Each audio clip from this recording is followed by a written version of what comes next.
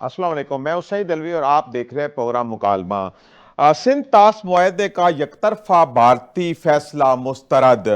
पानी रोकने की किसी भी किस्म की कोशिश को जंग तस्वर किया जाएगा। किसी भी किस्म की जंग का भरपूर कुव्वत के साथ जवाब दिया जाएगा। कौमी सलामती कमेटी के इजलास का एलानिया जारी।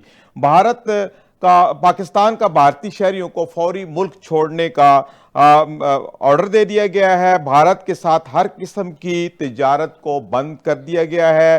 भारतीय तैयारों के लिए पाकिस्तान की फिजाई हदूद भी बंद कर दी गई है। 30 सफारतकारों के अलावा बाकी तमाम सफारती अमले को पाकिस्तान से निकल जाने का हुक्म दे दिया गया है और इसके अलावा सिख यात्रियों के सिवा बाकी तमाम भारतीयों के वीजे मुस्तरद कर दिए गए हैं। पाकिस्तान की इज्जत, वकार और सलामती पर कोई समझौता नहीं होगा। वजीर आजम शहबाज शरीफ की जेर सदारत कौमी सलामती कमेटी का इजलास। पहलगाम वाक़े के बाद पाकिस्तान पर लगाए गए तमाम भारतीय अल्जामात मुस्तरद। पाकिस्तान कश्मीरी अवाम के हक खुरद इरादियत के हमायत जारी रखेगा, किसी तरह भी पीछे नहीं हटेगा। इजलास में भारत की सफारती और आबी जारियत का मुंह तोड़ जवाब दिया जाएगा। और इसके अलावा कौमी सलामती कमेटी का मुसल्लह अफवाज की ऑपरेशनल तैयारियों पर इत्मीनान का इजहार। ये आज की अहम तरीन गुफ्तगू है और अहम तरीन जो फैसले पाकिस्तान की तरफ से किए गए हैं, जो कल के वाक़े के तनाज़र में भारत ने कुछ इल्ज़ामात पाकिस्तान के ऊपर लगाए थे, लेकिन पाकिस्तान ने भरपूर तरीके से इसका जवाब दिया है। पाकिस्तान किसी भी तरह से किसी भी दहशतगर्दी में मुलवस नहीं है। पाकिस्तान एक पुरअमन मुल्क है, बल्कि पाकिस्तान इस वक्त खुद दहशतगर्दी का शिकार है। इस हवाले से तफसीली बातचीत करेंगे। मुझे प्रोग्राम में ज्वाइन कर रहे हैं ब्रिगेडियर गजनफर अली साहब, आप दिफाई तजियाकार हैं। इसके अलावा रफ़ीउल्लाह नियाज़ी साहब, आप रहनुमा हैं पाकिस्तान तहरीक इंसाफ के, और तजियाकार अब्दुर्रहमान। तो ब्रिगेडियर साहब, जैसे मैंने अपने इंट्रो में भी बताया है कि भारत ने बिला वजह इश्ताल में आके एक वाक़े की आड़ में पाकिस्तान के ऊपर अल्जामात की बौछार कर दी गई है। ये कोई पहला वाक़या नहीं है, पहले भी इसी तरह करती हैं। तो ये हमेशा भारत गैर जिम्मेदारी का मुजाहरा क्यों करता है? नहीं, भारत ये पहली दफा ऐसा कोई काम नहीं किया और वो अपनी तरफ से तो बहुत जिम्मेदारी का मुजाहरा करके काम करने की कोशिश करते हैं, लेकिन बुनियादी तौर पे उनकी जिम्मेदारी का एटीट्यूड जो है वो झूठ, धोखा, फरेब और तमाम के तमाम जो गलाजत होती है डिप्लोमेसी की, उसके ऊपर बेस करके वो काम करते हैं। आपको पता है इससे पहले जो ताज होटल में हमला हुआ था तो उसके ऊपर बहुत दुनिया के बहुत सारे लोगों ने इन्वेस्टिगेशन की और एक बड़ी मशहूर किताब है द बिट्रेयल ऑफ इंडिया, जो एक एलिस डेविडसन, एक फॉरेन जर्नलिस्ट था जो बुनियादी तौर पर जीव था, उसने रिसर्च करके वो किताब लिखी और उसने अपने किताब के दिबाचे में ये लिखा था कि इस किताब का मकसद, मेरा मकसद जो है वो उन हकाइक को आश्कारा करना है इंडियन पब्लिक के सामने जो उनकी पॉलिटिकल लीडरशिप उनसे छुपाती है, और मैं इस किताब में असल जो क्रिमिनल है उनके चेहरे बेनकाब करना चाहता हूँ। और उसके अंदर सवाल किया था कि इसके अंदर इंडिया की लॉ और इंडिया की हुकूमत जो है वो इन्वॉल्व है। अब इस किस्म की आप देखिए तारीख उठा के पढ़ लीजिए, जब से पाकिस्तान इंडिया बना है तो इन पाकिस्तान तो छोड़े, इंडिया के अंदर जो मुसलमान रह रहे हैं उसमें कोई 60 के करीब मुस्लिम कुछ फसादात हुए हैं जिसमें बेतहाशा मुसलमानों का खून बहाया गया। इंडिया वो मुल्क है जो अपने ही मुल्क में हिंदुओं की दो कास्ट हैं, एक है ब्राह्मण और एक दलित। वो जो दलित जिनको लो कास्ट हिंदू कहता है, दुनिया का सिर्फ एक मुल्क है जो अपने मुल्क के लोगों को अनटचेबल यानी अछूत कहता है, उनको गालियां देता है, उन दलित के खिलाफ दहशतगर्दी की कार्रवाई करता है। और अगर इंडिया का मैं चेहरा आपके साथ बेनकाब करूं, खासतौर पे इंडियन लीडरशिप का चेहरा बेनकाब करूं जो मजहब को दहशतगर्दी के लिए इस्तेमाल करते हैं, तो उसके ऊपर आप किताबें की किताबें लिख सकते हैं। अब क्योंकि उनकी लीडरशिप का ये कैरेक्टर है और वो लीडरशिप वो है जो आरएसएस की लीडरशिप है, और आपको पता है आरएसएस की जो 34,000 शाखाज हैं इन भारत के अंदर, उसमें अपने जो वो लोग पढ़ रहे होते हैं उनको वहां पे क्या पढ़ाया जाता है, उनसे जो ओथ दिया जाता है उस ओथ के अल्फाज ये हैं कि मैं अगर पाकिस्तान को खुदा ना करे नुकसान जब तक नहीं पहुंचाऊंगा सही। उस वक्त तक मैं हिंदू नहीं कहलाऊंगा। सही। ये उनके ओथ के अल्फाज है और मैं ये कमिट करता हूँ कि मैं अपनी हर ताकत इस्तेमाल करूंगा पाकिस्तान को डैमेज करने के लिए और पाकिस्तान के खिलाफ दहशतगर्दी या किसी भी किस्म की कार्रवाइयां करें। अब ये कल्चर है उनकी लीडरशिप का। अब इसके अंदर आपने देखा कि उन्होंने एक बहुत बड़ा ड्रामा क्राफ्ट किया और उस वक्त क्राफ्ट किया जिस वक्त इंडियन जो अमेरिकन वाइस प्रेसिडेंट है वो विजिट कर रहा है भारत का, उसके साथ नरेंद्र मोदी ने जो दुनिया के लिए एक दहशतगर्द है, जो इस रीजन के लिए एक दहशतगर्द है और जिसका तमाम का तमाम जो थीसिस है वो बुनियादी तौर पे दहशतगर्दी पे और मुसलमानों को मारने में और पाकिस्तान को बदनाम करने पे बेस करता है, उसने उस नरेंद्र मोदी ने अपने आप को जानबूझ के सऊदी अरब के दौरे में एक टाइम फ्रेमवर्क के अंदर वो लेके गया ताकि वहां पे जब मैं हूँगा और किसी भी किस्म से मैं अपना दौरा जो है वो कैंसिल करूंगा तो वो न सिर्फ एक तो अमेरिकन की अटेंशन उस वक्त आएगी क्योंकि अमेरिकन प्रेसिडेंट वहाँ मौजूद है और फिर मिडिल ईस्ट की अटेंशन इसलिए आएगी कि वो नरेंद्र मोदी वहाँ पे मौजूद होगा और वो दौरा कैंसिल करके जब वापस आएगा तो उसके ऊपर साफ जाहिर है आईब्रो लोग जो है वो उसके सवाल जो है वो पाकिस्तान और वो कुछ ना कुछ दहशतगर्दी के वाक़े को कंडेम करेंगे। अब आप मुझे ये बताइए दुनिया में कौन सा ऐसा साइंटिस्ट है, दुनिया में कौन सा ऐसा इन्वेस्टिगेटर है जिसको 5 मिनट के अंदर ये पता चल जाए कोई भी वाकया होने के बाद, या कोई कत्ल का वाकया हो, कोई डकैती हो, कोई चोरी हो, कोई दहशतगर्दी हो, कुछ भी हो, कि 5 मिनट के अंदर किसी शख्स को ये पता चल जाए कि वारदात करने वाला कौन है। आप सही कह रहे हैं। ये सिर्फ उस वक्त हो सकता है जिस वक्त आपका जो नैरेटिव है वो बुनियादी तौर पे आपका थीसिस जो है वो ये था कि ये वाकया हम करवाएंगे। अब वहां पे जो ये जगह है ना ये 400 किलोमीटर दूर है बॉर्डर से, सही, वहां पे कोई वो नहीं है, सड़कें नहीं है, वहाँ ट्रैक बने हुए हैं। जिस बंदे का इन्होंने स्केच जारी किया है वो स्केच एक सेंट्रल रिजर्व पुलिस का एक अनिल कुमार निज़म का हवलदार है, उससे वो स्केच मिलता है। एक जोड़े की उन्होंने तस्वीर जारी की थी कि जी वो वहाँ मारा गया। अब उनका सोशल मीडिया पर अकाउंट आ रहा है कि हम तो जिंदा है, हमें ये क्यों कहा जा रहा है कि हम मर गए। बिल्कुल 2 लोग जिंदा हैं। ये तमाम चीजें अगर आप इनको लिंक अप करें, अगर उड़ी को रिंग करें, पुलवामा को रिंग करें, पठानकोट के इंसिडेंट को रिंग करें, तो आपको वहाँ पे इंडियन लीडरशिप का कैरेक्टर जो है ना और जो दहशतगर्दी की उनकी प्रैक्टिसेस हैं वो बड़ी कैटेगोरिकली सामने आ जाएंगी। अब क्योंकि आपको पता है कि अमेरिका जो है वो इस वक्त ईरान के पीछे पड़ा हुआ है कि जी आप अभी जाए वो एटम बम और वो बम और ब्यूटा उसकी उस माहदे के पीछे साथ साथ इजराइल है जो अमेरिका को मजबूर कर रहा है कि जी आप ईरान की न्यूक्लियर फैसिलिटीज पे हमला करें। तो उस तमाम तरह इजराइल में गाजा के अंदर जो कुछ हो रहा है, अमेरिका इंडिया को चाइना के खिलाफ खड़ा करने के लिए एक्सेप्ट कर रहा है और डिफेंस माहदे कराए हुए हैं और वो इंडिया के साथ जो है वो जैसे मैंने आपका उनका वाइस प्रेसिडेंट विजिट कर रहा है। इन तमाम तनाजुर, इन तमाम ऑब्टेनिंग एनवायरनमेंट को, ये वर्ल्ड पॉलिटिक्स को देख के इंडिया ने पाकिस्तान को आइसोलेट करने के लिए ये तमाम जो ड्रामा रचाया गया। इंडिया ने जितने भी डैम बनाए हैं, क्या उनमें खीर डैम है, क्या उनमें उड़ी 1 उड़ी 2 है, क्या उसमें कृष्णगंगा डैम है, ये तमाम जी बिल्कुल ठीक है। ब्रिगेडियर साहब बातचीत का सिलसिला थोड़ा आगे बढ़ाते हैं। अब्दुर्रहमान जी जो अभी जिक्र किया है ब्रिगेडियर साहब ने कि बगैर सोचे समझे अभी वाकया हुआ नहीं, साथ ही वो पाकिस्तान के ऊपर इल्जाम तराशी शुरू कर देते हैं, तो ये क्या मामला है कि भारत कब होशमंदी से काम लेगा? इसने तो एक अपना वतीरा बना लिया है, कुछ भी हो जाए पाकिस्तान के ऊपर इल्जाम लगा देता है। बिस्मिल्लाहिर्रहमानिर्रहीम। बहुत शुक्रिया अलवी साहब, आपने मौका दिया। मैं बिल्कुल ब्रिगेडियर साहब की गुफ्तगू से 100% इत्तफाक करता हूँ।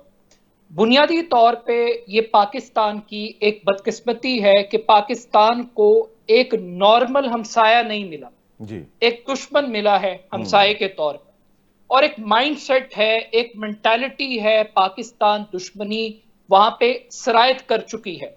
उनकी पॉलिटिक्स पाकिस्तान के गिर्द घूमती है, उनकी फॉरेन पॉलिसी, उनकी इकोनॉमिक पॉलिसी, उनकी सिक्योरिटी पॉलिसी, वो सारी की सारी पाकिस्तान बेस्ड है। अब एक माइंडसेट है इंडिया के अंदर। आप जब इस किस्म के वाकयात को देखते हैं तो आपको एक पैटर्न दिखाई देता है। पैटर्न क्या है? बुनियादी तौर पर जब इस किस्म के वाकयात होते हैं, ब्रिगेडियर साहब चूंकि एक मिलिट्री बैकग्राउंड पे रखते हैं, तो सबसे पहले इस किस्म के वाकयात में आप बेनिफिशियरी देखते हैं कि बेनिफिशियरी कौन है। पाकिस्तान तो इसका बेनिफिशियरी नहीं है। सही। पाकिस्तान का तो पानी बंद किया जा रहा है, पाकिस्तान को तो बंजर बनाने की कोशिश की जा रही है, पाकिस्तान के ऊपर दहशतगर्दी का लेबल लगाया जा रहा है। ये बेनिफिशियरी कौन है? ये मोदी सरकार है। अब मोदी सरकार क्यों है? मोदी 400 पार का नारा लगा कर आए इक्तदार के अंदर, लेकिन वो 400 पार नहीं कर सके। एक वीक गवर्नमेंट के साथ मोदी इस मर्तबा इक्तदार के अंदर आए हैं। पिछली मर्तबा पुलवामा इंसिडेंट को उन्होंने इस्तेमाल किया अपनी पॉलिटिकल कैंपेन के लिए। एंटी पाकिस्तान नैरेटिव बदकिस्मती के साथ भारत के अंदर बिकता है। भारत के अंदर जज्बाती तौर पे एक वॉर मॉन्गरिंग मीडिया एग्जिस्ट करता है और टाइमिंग बड़ी इंपॉर्टेंट है। अब हमें एक बेनिफिशियरी की बात करनी है कि एक अनपॉपुलर गवर्नमेंट को एक दुश्मन चाहिए ताकि वो अपनी एग्जिस्टेंस को दोबारा पब्लिक के अंदर बहाल कर सके। और इसके साथ साथ टाइमिंग देखिए, नायब अमरीकी सदर के दौरे का हवाला दिया ब्रिगेडियर साहब ने, इससे थोड़ा सा पहले आइए कि पाकिस्तान और अमेरिका के ताल्लुकात में एक तवील अरसे के बाद जनरल आसिम मुनीर की क़यादत में एक नए दौर का आगाज हो रहा है। और हम ये देख रहे हैं कि अमेरिकी सदर अपनी तकरीर में पाकिस्तान का शुक्रिया अदा कर रहे हैं कि आपने एक मोस्ट वांटेड शख्स को हमारे हवाले किया, शरीफुल्लाह को। मीन्स के पाकिस्तान की दहशतगर्दी के खिलाफ जो कंट्रीब्यूशन है उसको अमेरिका एक्सेप्ट कर रहा है। और फिर एक तरफ पाक अमेरिका ताल्लुकात, पाकिस्तान का दहशतगर्दी के खिलाफ जो स्टांस है उसको तकवीयत मिल रही है अमेरिका के अंदर। तो दूसरी तरफ एक एम्बैरेसमेंट है तारीख में, बहुत बड़ी एम्बैरेसमेंट इंडिया को हुई पाकिस्तान और बांग्लादेश के ताल्लुकात। एक तवील अरसे के बाद पाकिस्तान और बांग्लादेश के दरमियान डिप्लोमेटिक चैनल्स बहुत स्ट्रॉन्ग हो रहे हैं। और अभी डार साहब भी जी बिल्कुल ठीक कह रहे हैं आप अब्दुल रहमान साहब। इसी सिलसिले को थोड़ा डिफीट हुई है, आइसोलेशन थोड़ा का शिकार आगे है। बढ़ाते हैं, नजीर साहब को भी गुफ्तगू में शामिल करते हैं। नजीर साहब, ये एंटी पाकिस्तान जो नैरेटिव वहाँ बिल्ड किया जाता है, वहाँ इंतखाबात हो जाए, कोई ऐसा इवेंट आ जाए जैसे अमेरिकी नायब सदर आ रहे हैं, तो ये क्या मामला है कि भारत हर वक्त पाकिस्तान दुश्मनी पे उतरा रहता है? बिस्मिल्लाहिर्रहमानिर्रहीम। शुक्रिया अलवी साहब। पहले तो मैं ये समझता हूँ कि ये पहलगाम वाला वाक़या ये फॉल्स फ्लैग ऑपरेशन है, ये इंडिया ने खुद करवाया है। मैं थोड़ा सा पीछे जाता हूँ। 2008 में जब ताज होटल का वाक़या हुआ, उसमें 174 के करीब लोग जो मारे गए, 300 के करीब ज़ख्मी हुए। ये 26 नवंबर 2008 को ये इंसिडेंट होता है। उस वक्त तो ये इंडस तास जो अकॉर्ड है इसको सस्पेंड नहीं किया गया। अब क्यों किया गया है?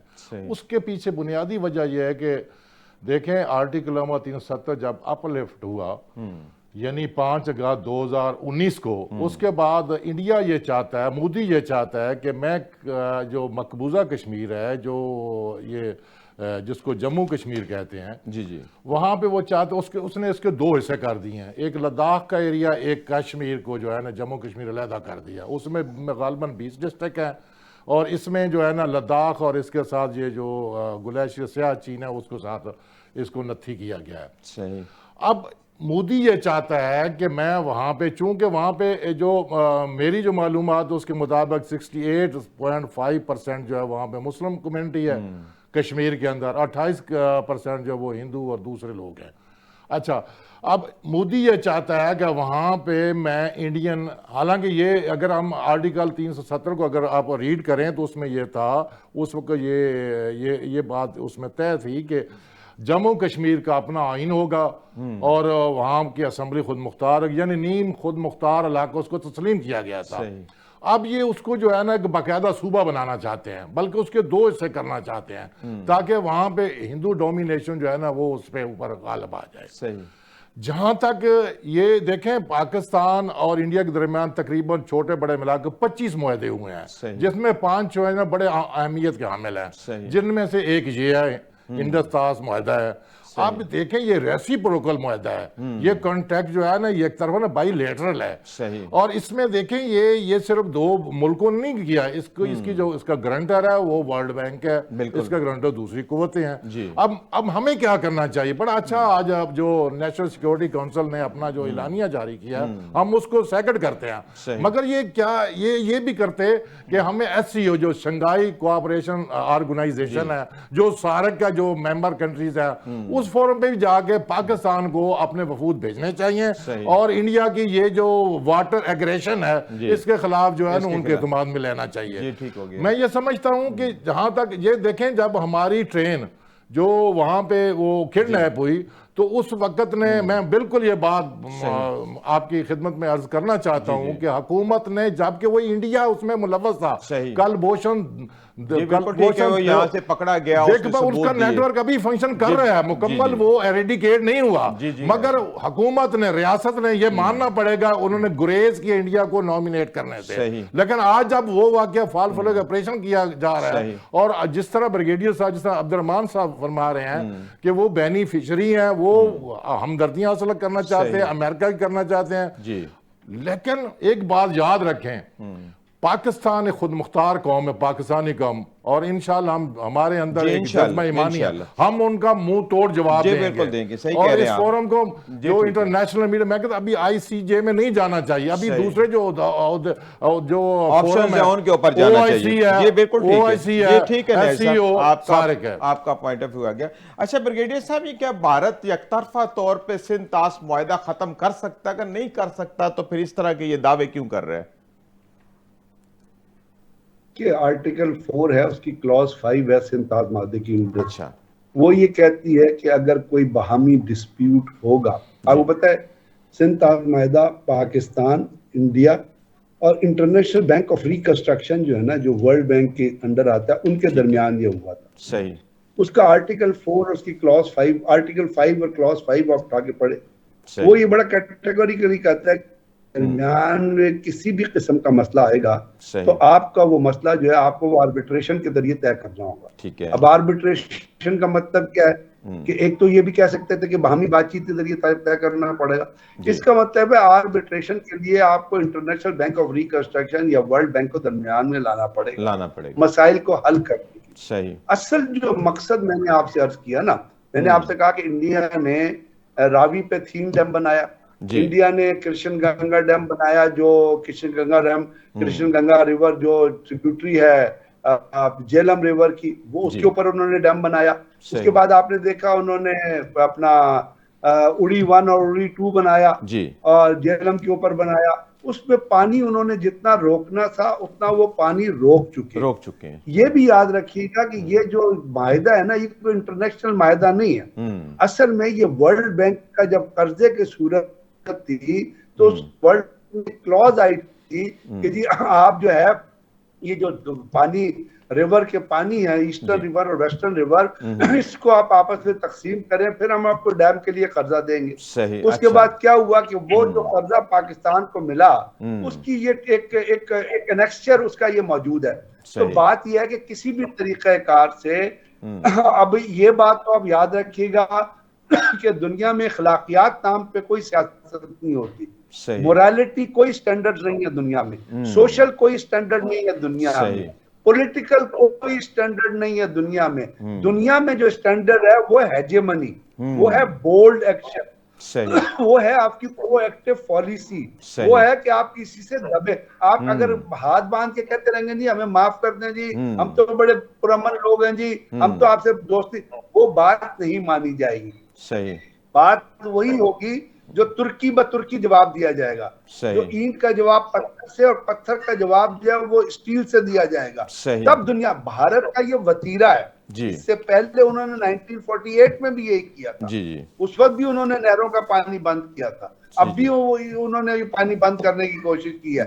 जितना पानी वो ले सकते थे वो तो ले चुके हैं वो, अब कुछ ऐसे गंदे नाले हैं जिनका पानी पाकिस्तान की तरफ आ रहा है। असल में पाकिस्तान ने over a period of time जो वाटर रिजर्वायर पे जो अपना केस है ना वो खुद ही वीक किया है। सही। आपने जमात अली शाह के जमाने में आपको पता है आपने एक वकील अपॉइंट करना था और जमात अली शाह ने जो कुछ बिक गया था अपना इंडिया में जाके जो सोल्ड आउट शख्स था उसने जो पाकिस्तान के केस को नुकसान पहुंचाया, इसलिए आज इंटरनेशनल वाटर काउंसिल है उन्होंने ये भी कहा था कि जी आपके यहाँ तो बारिशें होती हैं तो रावी से पानी चलता है और जाके। ब्रिगेडियर साहब आपकी आवाज नहीं आ रही, अब्दुर्रहमान की तरफ चलते हैं। अब्दुर्रहमान ये जो ब्रिगेडियर साहब दोबारा आते हैं आपकी तरफ, आपकी आवाज क्लियर नहीं आ रही है। अब्दुर्रहमान आप कैसे देखते हैं ये कौमी सलामती कमेटी ने जो जवाब दिया है, बड़ा तगड़ा और करारा जवाब दिया है, आप इस जवाब को किस तरह देखते हैं?